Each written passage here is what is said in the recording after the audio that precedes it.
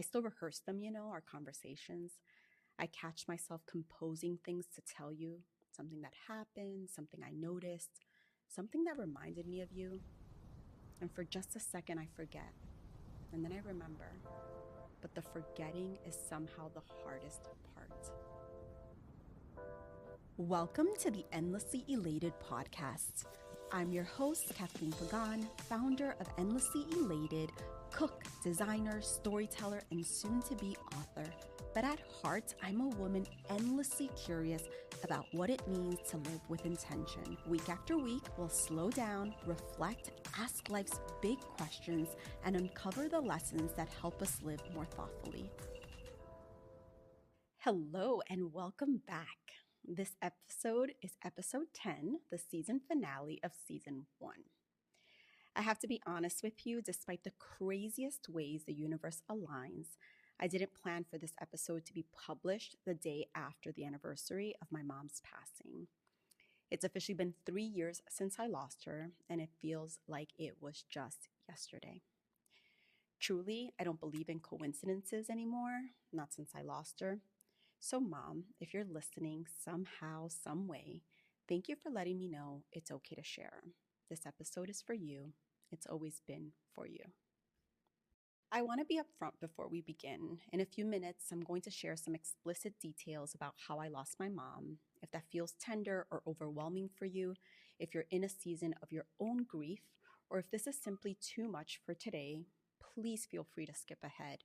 I'll leave a timestamp in the show notes so you know exactly where to land. There's no obligation to go there with me ever, but if you do, I promise I'll hold space as carefully and as thoughtfully as I possibly can. For everyone else, thank you for staying with me. This one matters as much as you can imagine it does. So here goes everything. Dear Mom, I've been thinking about how to start this, and I keep coming back to the same place. I miss you more than life itself. In the abstract, complicated way that grief gets described, but also in the most ordinary, everyday ways that not enough people talk about. I miss being able to call you for no reason, to ask you something small, something that didn't matter at all, and yet somehow mattered everything because it meant you'd pick up, because I'd hear your voice. I miss the sound of that voice before you even said anything important. I miss the conversations we had about everything and nothing, the ones that went on so long through so many I love yous that neither of us could ever actually hang up. I still rehearse them, our conversations. I catch myself composing things to tell you, something that happened, something I noticed, something that reminded me of you. And for just a second, I forget. And then I remember. But the forgetting is somehow the hardest part. You don't lose someone all at once. You lose them in every moment you reach for them and they're not there. But I do see you everywhere. At restaurants, as I notice a mother and a daughter sitting across from each other, completely absorbed in one another, laughing about something I can't even hear. The countless times I've had to look away because I know I will never get to do that again. I imagine you are the butterflies that surround me on my runs. I loudly tell them to follow me as if it were just that simple to know it's you. There are things I think about telling you, things I should have said more without waiting for the right moment that somehow I assumed would come. I'll be forever grateful to have been your daughter and for you to have been my mom. I don't know if I ever said it exactly like that, but just thank you. I was yours and you were mine, and I have never once taken that for granted, even when it must have seemed like I did. I need you to know that. And there's something else. Something I've been carrying since the moment I walked out of that hospital for the last time. I need to ask you if I did the right thing. Taking you off life support is the hardest thing I have ever done. I think it will be the hardest thing I will ever do. And not a day passes where I don't turn it over in my mind. Should I have waited longer? Should I have fought harder? Should I have held on even when every sign was telling me to let go? I want you to know I made the decision because I love you, because keeping you here like that felt like asking you to stay for me, not for you. And as much as I needed you to stay, I couldn't do that to you. But my wish, one I know is impossible, is to know. Then I think of the way you always made me feel, like even my hardest decisions were always the right ones, simply because I made them with love.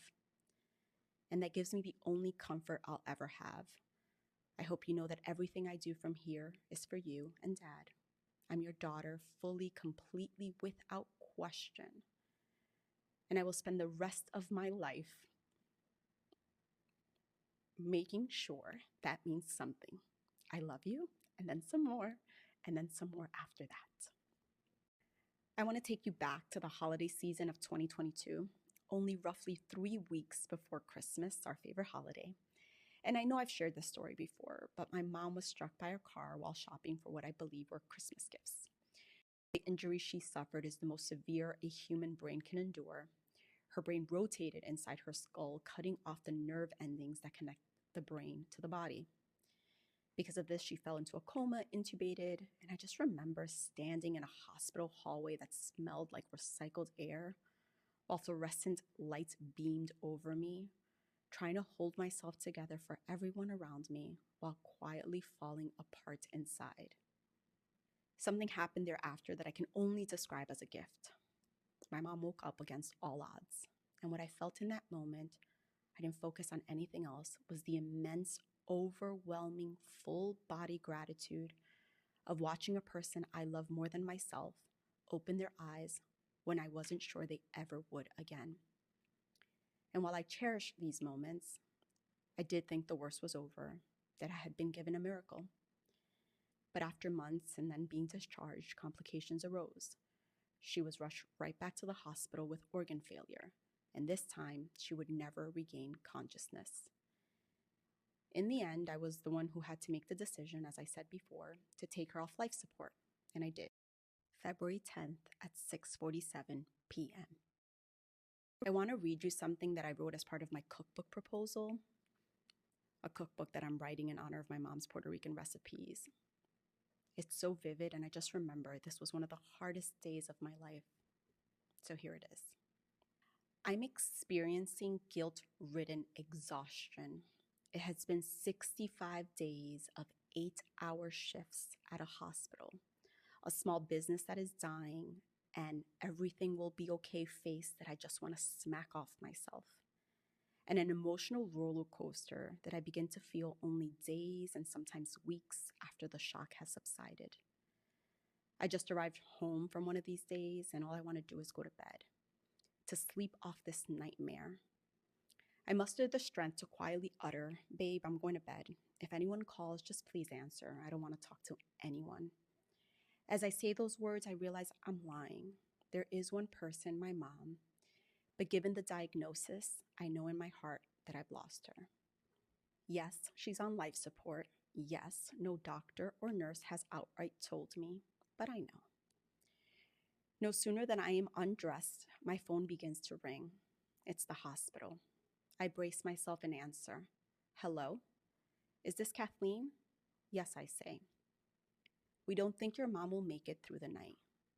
There's a pause, silence. "Are you there?" says the doctor. "Yes," I say. It took everything out of me to remain calm and not scream in excruciating pain. Instead, I did what I think every firstborn child of immigrant parents does. I hung up and I calmly began to deliver the news to those closest to us as if somehow I was delivering the damn forecast. My mom didn't pass away that night. It would take 2 more days before I mustered up the courage to take her off life support. But in the weeks and months that followed, long after the wake and funeral were over, the only thing that provided me some escape was me in my kitchen with her recipes. The very few I had etched in memory without taking for granted that one day she might not be here to walk me through them over a simple phone call. The countless hours spent in the kitchen felt like a meditative practice that every part of my being wanted to stay in. It was my healing era. I share this because her story deserves to be told. She deserves to be remembered not just as someone I lost, but as someone who lived fully, beautifully, intentionally, and left something behind worth talking about for the rest of my life. My mom never took a course on how to live well. She didn't follow a framework or read the right books or optimize her days like we do now, always seeking for the most optimal wellness routine. She just lived with an openness and a generosity that most of us spend our entire lives trying to find. And in doing that, she left me with the things I carry every single day, that I want to share them with you in hopes that somewhere in her story, you find pieces of your own. That what she left in me leaves something in you too. So here we go. She taught me that the way you make people feel is your greatest legacy. Not what you accomplish or what you accumulate, but whether the people in your life feel seen, accepted, and loved exactly as they are. My mom walked into every room and people felt it. And that's not a small thing, it's everything. I think the greatest thing someone can leave behind isn't what they built, it's how they made people feel while they were building it.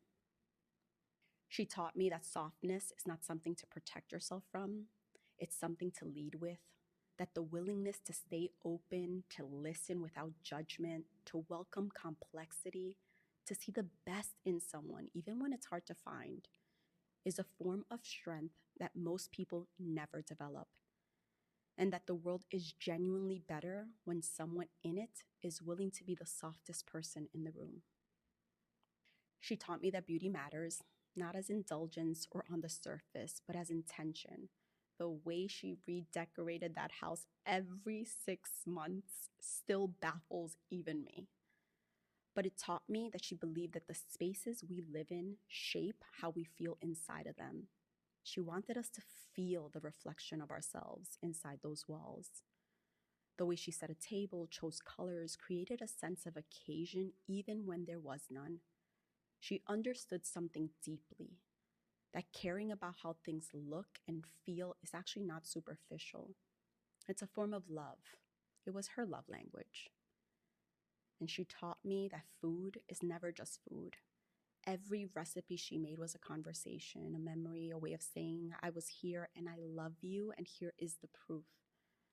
Her sofrito, her sopa de pollo, her arroz con gandules. They aren't just dishes, they're her voice, still speaking to me every time I make them. She taught me that loving someone fully means saying it over and over without embarrassment, restraint, or worrying about whether it's too much. 1,000 I love yous in a single phone call will never be too much. It's the complete opposite. It's exactly enough. And perhaps the most important thing she ever gave me, the thing that sits at the center of everything I do and everything I am, is that she made me feel like being myself was not just acceptable, but extraordinary. She saw things in me that I still can't see in myself. And she held that vision of me so consistently that now I honor her by growing into it. The people who loved us most don't leave. They just change the form in which they show up. And I am my mother's child. Her love for food, for design, for people, for beauty, it didn't die with her. It lives within me. In this podcast at times, in the cookbook I'm writing in her honor, in the way I refuse to make myself smaller for anyone else's comfort, to try to live without apology. She didn't teach me how to be perfect. She taught me how to be present, how to be open and intentional, and how to love without conditions as best as humanly possible. And on the anniversary of losing her, I can say with everything I have, I hope I'm doing her justice. And of course, I hope she knows that. Because some people don't teach you lessons, they just live in a way that makes you want to be better without ever having said a word. So, this is the last episode of season 1, and I want to sit in that for a moment before I go. When I started this podcast, I knew I had things I needed to say, questions I was sitting with, observations I couldn't shake. And somewhere in the making of these 10 episodes, it became something I didn't fully anticipate. A space where I felt less alone in my own thinking, where I could be unfinished, unresolved, and still show up. Thank you for letting me do that. Thank you for sitting with me through the hard conversations, for letting the space between us be one where things could be complicated and still worth saying. That has meant more to me than I know how to express. I will be back. Season 2 is coming later this year, and there's so much more I want to bring into the space, so much more I want to explore with you, conversations I want to have. But for now, I want to leave you with this. The ones who shaped us most are usually the ones we forgot to thank enough while we still could. So if you walk away with only one thing from this episode, let it be that. Let it be that you choose today to tell someone you're grateful that they're yours. Don't wait for another moment. This is the only one right now. And then come back and tell me all about it, because I'll know that the tentacles of my mom live on. Thank you for being here, for listening, for letting this matter. Until season 2, bye.